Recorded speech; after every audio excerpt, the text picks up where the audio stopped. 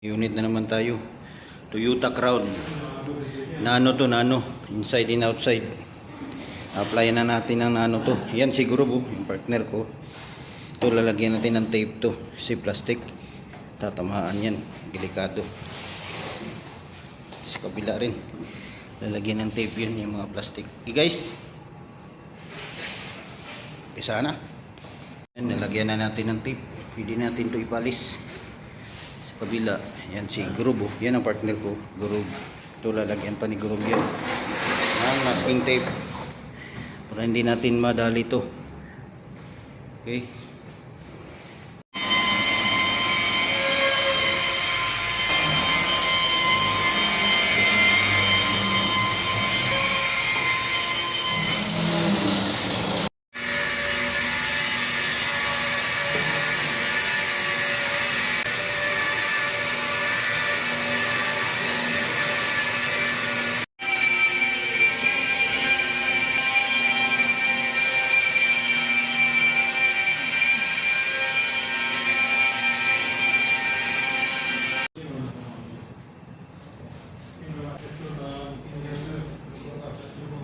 tapos na kami magpolish.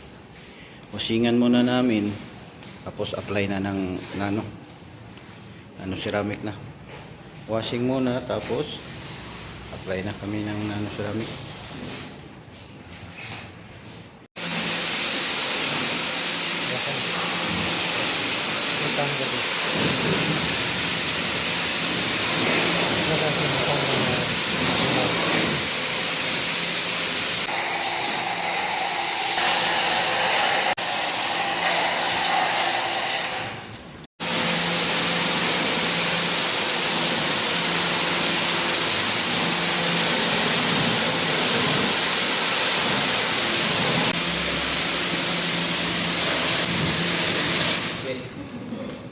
Yan, dito nag-start na tayo ng coating nano ceramic.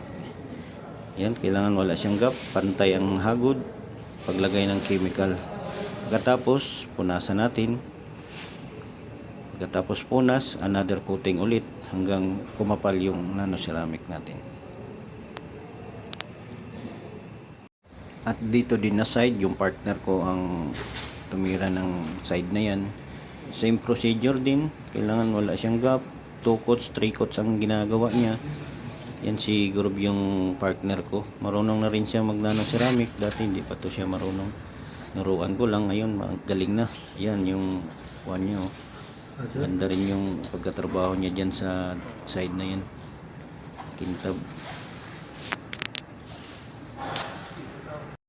Dito din na naman sa loob kami. Same procedure pa rin, nano ceramic interior. Nalagyan din namin ng chemical yan kung in case na matapunan man siya ng mga liquid, hindi siya basta-basta na penetrate yung tubig dyan or any liquid. Dito din sa floor, lagyan din natin ng nano ceramic. Ang purpose niyan, pag matapunan din ng tubig or any soft drinks liquid, di rin siya penetrate sa baba. Ayan guys, natapos din natin yung coating nito. Bali 4 coating tong nano ceramic guys, ang na-apply ko sa labas. At sa loob din parehas lang din 4 coatings sa upuan, sa floor. Ang sasakyan na pala nito guys ay Toyota Crown. Magandang klaseng sasakyan to guys, luxury car din to. Guys, pasuyo naman din na follow yung Facebook ko para marami pa tayong ma-upload na video.